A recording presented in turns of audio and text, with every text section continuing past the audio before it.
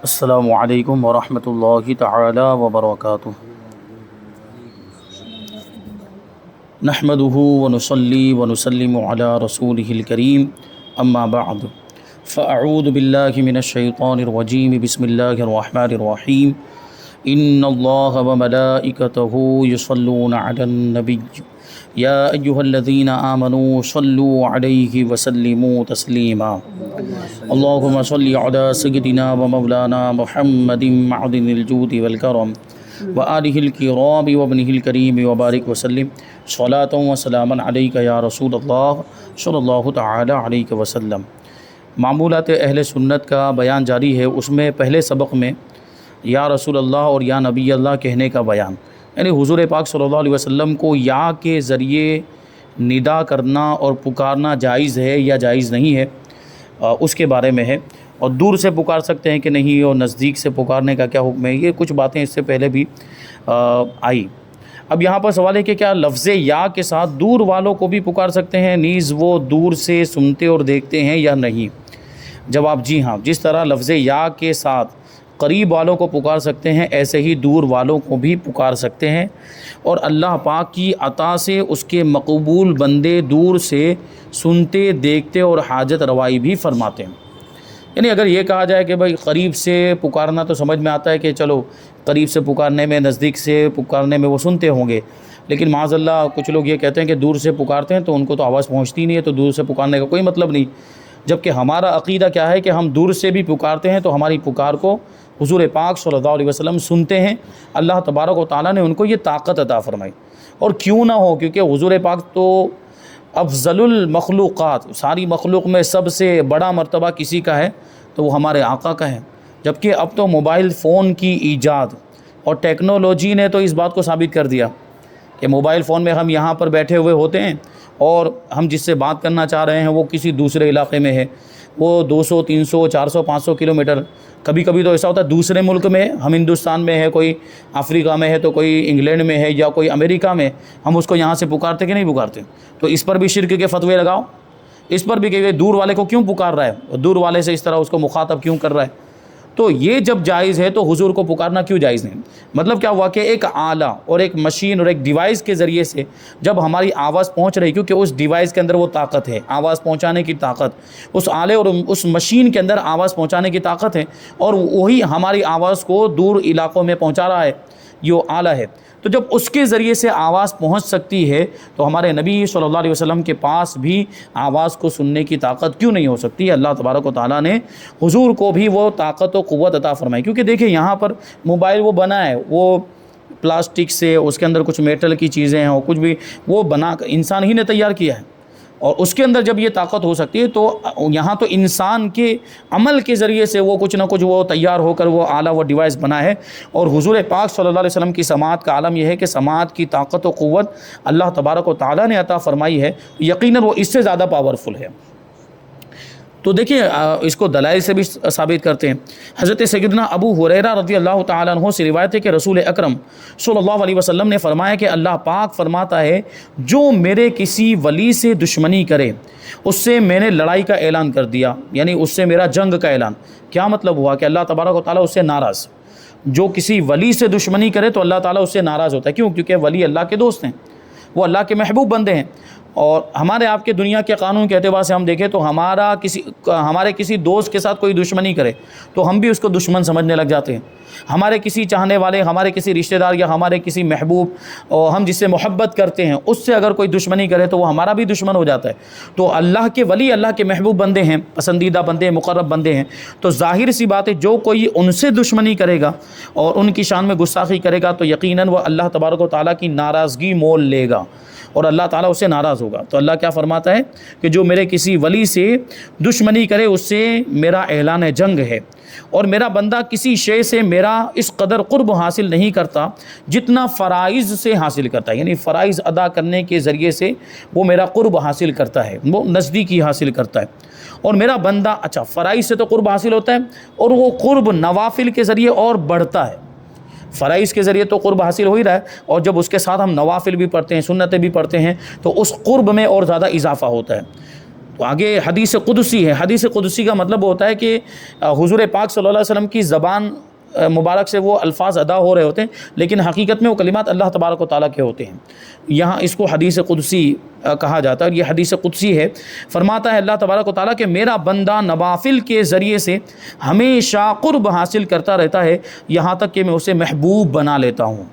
اور جب میں اس سے محبت کرنے لگتا ہوں تو میں اس کے کان بن جاتا ہوں جس سے وہ سنتا ہے، اور میں اس کی آنکھ بن جاتا ہوں جس سے وہ دیکھتا ہے، اور اس کا ہاتھ بن جاتا ہوں جس کے ذریعے وہ پکڑتا ہے، اور اس کا پیر بن جاتا ہوں جس کے ساتھ وہ چلتا ہے، اور اگر وہ مجھ سے سوال کرے تو میں ضرور اسے دے دیتا ہوں، اور اگر وہ مجھ سے پناہ مانگے تو میں اسے ضرور پناہ بھی دوں گا. تو یہ دیکھیں اللہ تبارک و تعالیٰ اپنے ولیوں کو کیسی طاقت و قوت عطا فرماتا ہے. اس سے پہلے بیان ہوا تھا یہاں پر، تو اس میں یہ حدیث پاک میں نے ذکر کی تھی اللہ کے ولیوں کی شان بیان کرتے ہوئے. یہاں اس مسجد کے اندر جو غوث پاک رضی اللہ تعالیٰ عنہ کی 11ویں شریف کے موقع پر، تو اس میں یہ حدیث شریف آئی تھی، اور اس کی عربی عبارت بھی میں نے اس میں ذکر کی. بخاری شریف کے اندر یہ حدیث موجود ہے. تو دیکھیے جو اللہ کے ولیوں کے تصرفات اور اللہ کے ولیوں کی کرامتیں اور اللہ کے ولیوں کی طاقت و قوت کا جو انکار کرتے ہیں، ان کو اس حدیث سے کچھ سیکھنا چاہیے. اور یہ بخاری شریف کی حدیث، وہ بات بات پہ حدیث مانگتے ہیں بخاری شریف کی حدیث، مسلم شریف کی حدیث ہو تو بتاؤ. یہ بخاری شریف کے اندر حدیث موجود ہے جس میں اللہ کے ولیوں کی طاقت کو بیان کیا گیا.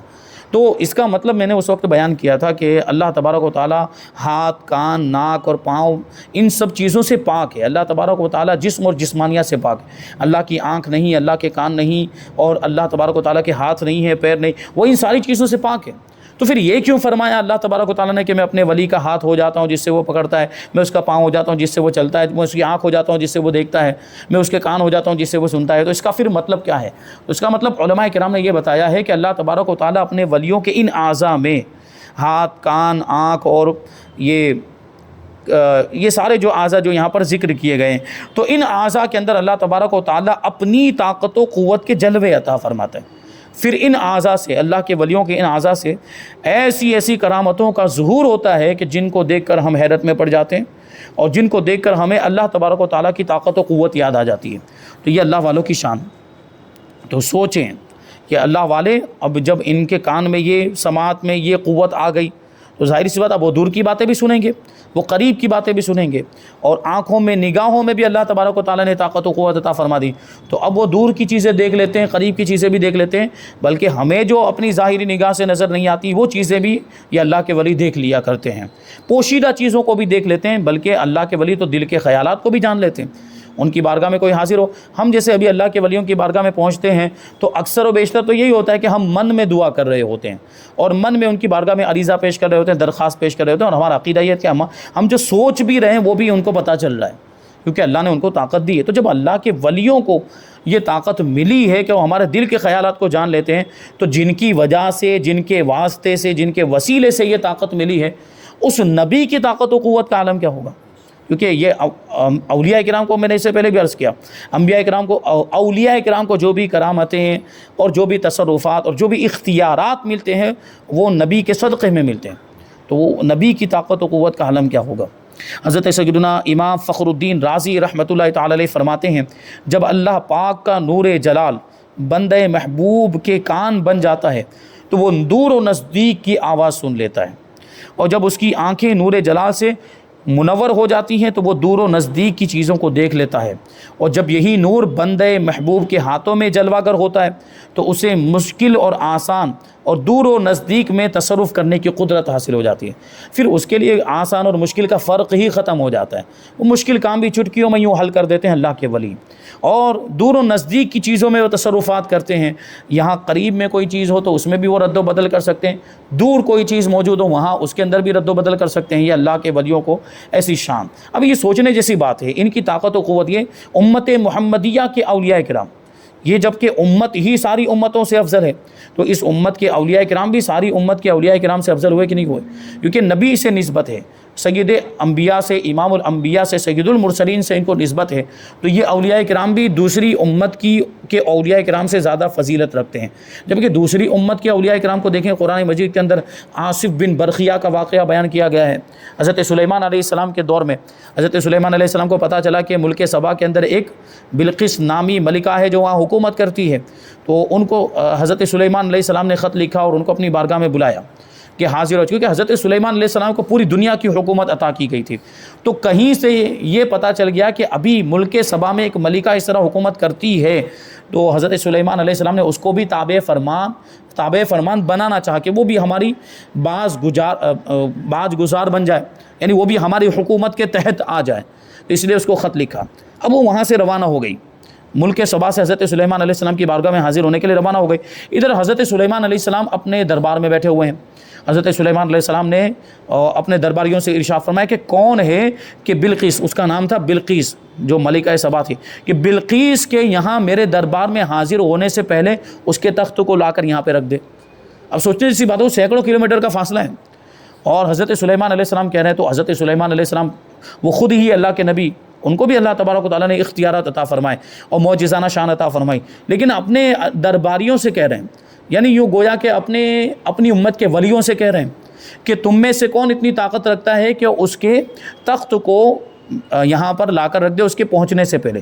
تو ایک جنات تھا، وہ کھڑا ہوا عفریت،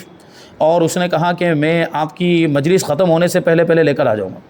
آپ کی مجلس یعنی آپ اپنے مقام سے اٹھیں گے اس سے پہلے وہ میں لے کر آ جاؤں گا۔ تو حضرت سلیمان علیہ السلام نے کہا نہیں، اس سے بھی جلدی چاہیے، کیونکہ ہو سکتا ہے کہ وہ مجلس ختم ہونے سے پہلے ہی وہ آ جائے اور تخت نہ پہنچا ہو، تو جو مقصد ہے وہ مقصد پورا نہیں ہو پائے گا۔ کہ حضرت سلیمان علیہ السلام اپنی طاقت اور قوت ظاہر کرنا چاہ رہے تھے اس ملکہ بلقیس کے سامنے، اور یہ بتانا چاہ رہے تھے کہ اللہ تبارک و تعالیٰ نے ان کو بادشاہت عطا فرمائی ہے، اور ان کی بادشاہت کے سامنے بلقیس کی بادشاہت کی کوئی حیثیت نہیں ہے، اور وہ اطاعت قبول کر لے، وہ فرما بردار ہو جائے۔ یہ مقصد تھا حضرت سلیمان علیہ السلام کا کہ وہ تخت آ جائے یہاں پر۔ تو حضرت عاصف بن برقیہ کھڑے ہوئے، اور ان کے بارے میں قرآن مجید کے اندر یہ آیا کہ ان کے پاس کتاب کا علم تھا، ان کے پاس کتاب کا علم ہے، کہ اس زمانے کی کتاب تھی اور اس کتاب کا علم تھا، اور اس کتاب کے علم کی وجہ سے ان کے پاس یہ طاقت تھی۔ حضرت عاصف بن برقیہ کیا کہتے ہیں کہ آپ کی پلک جھپکنے سے پہلے وہ تخت لا کے یہاں پہ رکھ دوں گا، اور ابھی کہا اور تخت لا کے رکھ بھی دیا۔ حضرت سلیمان علیہ السلام نے دیکھا کہ ان کے سامنے وہ تخت موجود ہے، تو لمبا واقعہ ہے، فرمایا کہ یہ میرے رب کا فضل ہے، ھذا من فضل ربی، جو لکھا ہوا ہوتا ہے نا بہت سی جگہوں پہ آپ نے دیکھا ہوگا، یہ حضرت سلیمان علیہ السلام نے ارشاد فرمایا تھا، ھذا من فضل ربی، یہ میرے رب کا فضل ہے کہ ان کی امت کے ولی کو اللہ تعالیٰ نے یہ طاقت عطا فرمائی۔ پلک جھپکنے سے پہلے وہ اتنی دور سے، اتنا وزنی، اتنا بھاری، وہ ٹنوں وزنی وہ تخت ہوگا، اتنا بڑا وہ تخت تھا، اس میں ہیرے جواہرات جڑے ہوئے تھے، اس کو اٹھا کر لے کر آئے اور یہاں پر حاضر کر دیا پلک جھپکنے سے پہلے۔ کیسی طاقت ہوگی ان کے پاس؟ تو اب سوچنے جیسی بات کہ حضرت سلیمان علیہ السلام کے امت کے ولی کو اللہ تعالیٰ نے یہ طاقت عطا فرمائی، تو امت محمدیہ کے اولیاء کی طاقت کا عالم کیا ہوگا، جو امت سب سے افضل امت ہے۔ بہرحال یہ چیزیں ہیں۔ حدیث پاک میں ہے کہ جب تم میں سے کسی کی کوئی چیز گم ہو جائے، یا تم میں سے کوئی مدد مانگنا چاہے، اور وہ ایسی جگہ ہو جہاں اس کا کوئی پرسان حال نہ ہو، یعنی ظاہری طور پر کوئی انسان نظر نہ آتا ہو مدد کرنے والا، جیسے مثال کے طور پر ابھی کوئی جنگل میں چلا گیا اور جنگل میں راستہ بھول گیا، کھو گیا، وہ راستہ نہیں مل رہا، اس کو گم ہو گیا،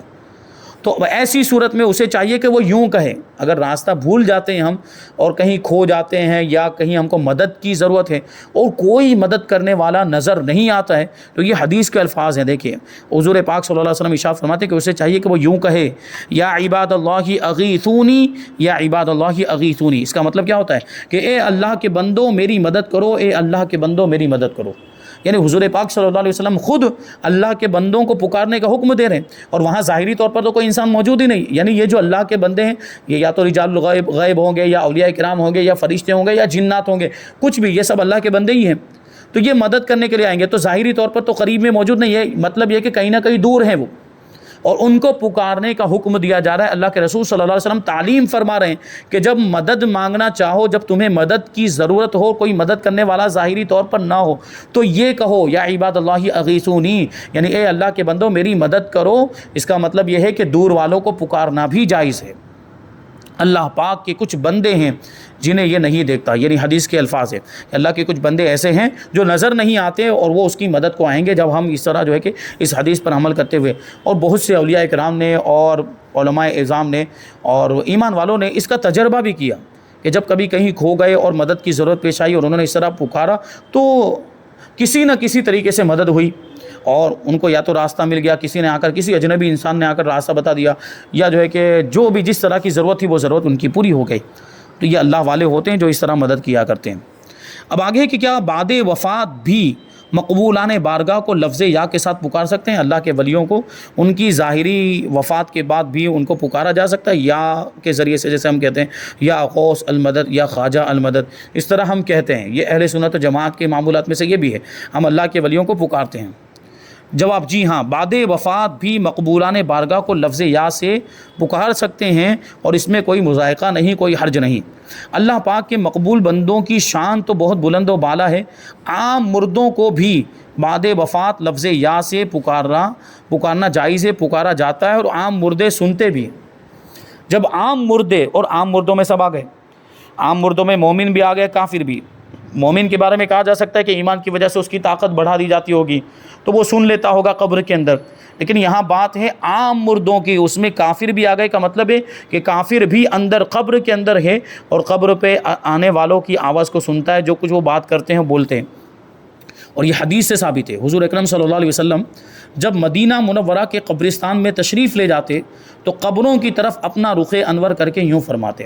اب یہاں پہ تو ظاہر سی بات مدینہ منورہ کا قبرستان جہاں پہ صحابہ کرام کے مزارات موجود تھے، تو یہ عام قبرستان دوسرے جو قبرستان ہیں وہاں پر ہو سکتا ہے، ورنہ ایک جو ہمارا مخصوص قبرستان ہوگا تو ہمیں معلوم کہ ہم نے یہاں سنیوں کو دفن کیا ہے۔ کچھ ایسے قبرستان جہاں کافر بھی ہو سکتے ہیں، گستاخ بھی ہو سکتے ہیں، اور دوسرے مذاہب سے تعلق رکھنے والے بھی ہو سکتے ہیں۔ یہاں بات چل رہی مدینہ منورہ کے قبرستان کی۔ حضور پاک صلی اللہ علیہ وسلم وہاں پر تشریف لے جاتے تو قبروں کی طرف اپنا رخ انور کر کے یوں ارشاد فرماتے، السلام علیکم یا اہل القبور یغفر اللہ لنا ولکم انتم سلفنا ونحن بالاثر، یعنی اے قبر والو تم پر سلام ہو، اللہ پاک ہماری اور تمہاری مغفرت فرمائے، تم لوگ ہم سے پہلے چلے گئے اور ہم تمہارے بعد میں آنے والے ہیں۔ تو یہ دعا قبرستان میں جا کر یہ دعا پڑھنے کا حکم بھی ہے، السلام علیکم یا اہل القبور یغفر اللہ لنا ولکم انتم سلفنا ونحن بالاثر۔ دیکھیں قبر والوں کو، عام قبر والوں کو پکارا جا رہا ہے۔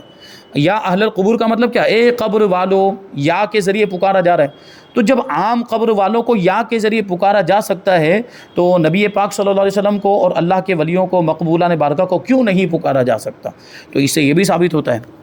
فرماتے ہیں کہ اس حدیث پاک میں بعد وفات اہل قبور یعنی قبر والوں کو لفظ یا کے ساتھ پکارا بھی گیا ہے اور انہیں سلام بھی کیا گیا۔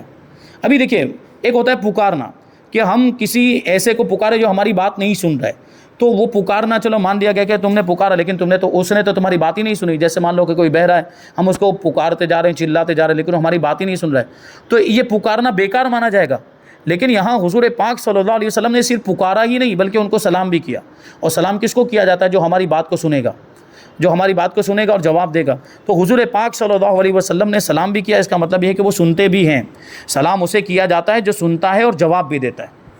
تو اس سے یہ بھی ثابت ہوتا ہے، جیسا کہ مشہور مفسر حکیم الامت حضرت مفتی احمد یار خاں نعیمی رحمۃ اللہ تعالی علیہ اس حدیث کے تحت فرماتے ہیں کہ قبرستان میں جا کر پہلے سلام کرنا، پھر یہ عرض کرنا سنت ہے، یعنی جو اوپر بتایا وہ۔ اس کے بعد اہل قبور کو ایصال ثواب کیا جائے، قبر والوں کو جو مومنین ہیں، کافر کے لیے ایصال ثواب نہیں کر سکتے،